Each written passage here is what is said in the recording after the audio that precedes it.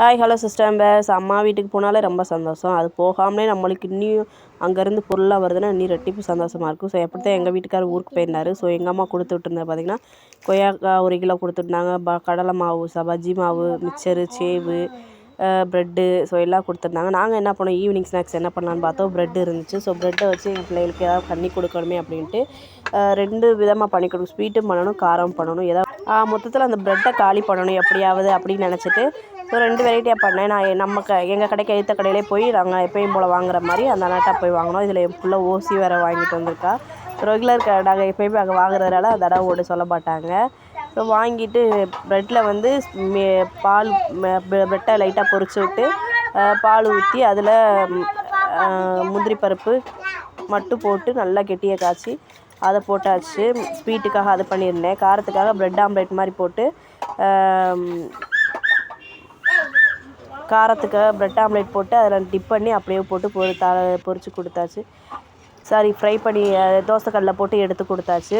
இது முந்திரி பருப்பு நல்லா பாலை எடுத்து வச்சோடனே 2யுமே ரெடியாக எடுத்து வச்சாச்சு. ஈவினிங் ஸ்நாக்ஸுக்கு ப்ரெட்டை வச்சு ரெடி பண்ணுவோம்.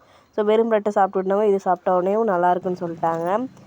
2 பேருக்குமே அது பிடிச்சிருந்துச்சி. ஸோ ஈவினிங் தான் கடைன்றதுனால கொஞ்சம் இருட்டாக இருக்குது. 4 மணி 5 மணிக்கு ஸ்கூல் போயிட்டு வந்தோடனே நல்லா சாப்பிட்டுட்டு அவங்க வாட்டுக்கு நீ அடுத்து ஹோம்ஒர்க் பண்ண வைக்கிறதா நீ அடுத்த வேலை, அதுவும் முடிஞ்சிருச்சு.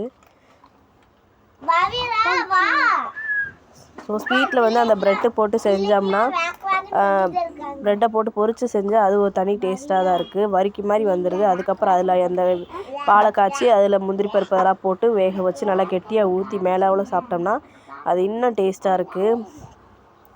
கொஞ்சம் டீப் ஃப்ரை பண்ணிட்டேன் ஒரு சில ப்ரெட்டை. ஆனால் இருந்தாலும் என் பிள்ளைங்க நல்லா இருக்குது அப்படின்ட்டாங்க. ஸோ கடையில் உட்காந்துருக்கும் இப்படி ஏதாவது ஒன்று செஞ்சு கடையில் வெளியே வாங்கி கொடுக்குறத காட்டில் நம்மளே ஏதாவது ஒன்று செஞ்சு கொடுத்தோம்னா பிள்ளைங்க விருப்பப்பட்டு சாப்பிட்டுக்கிறாங்க. நம்ம செஞ்சு தான் கொடுக்கணும், டைம் தான் வேணும். அதனால் வீட்டில் வச்சு செஞ்சு கொடுக்கணுன்னா ஹோம்ஒர்க் செய்யணும், கடையும் பார்க்கணும். அதனால் நான் என்ன பண்ணிடுவேன், எங்கேயாச்சும் எடுத்துகிட்டு வந்து வீட்டில் வச்சு எதுனாலும் எடுத்துகிட்டு வந்து செஞ்சுருவேன். மேக்ஸிமம் சாயந்தரம் நைட்டு அன்டைம் 10 மணி 10:30 பசி அடங்கிடும். அதனால் இங்கேயே வச்சு செஞ்சு கொடுத்துறது. எப்படியும் எங்கள் வீட்டுக்கார்ட்ட கேட்டு அடுப்பு ரெடி பண்ணி தான் பிள்ளைகளுக்கு செஞ்சு கொடுத்துருக்கேன். பிடிச்சிருந்தா மறக்காமல் சப்ஸ்கிரைப் பண்ணுங்கள். தேங்க்யூ.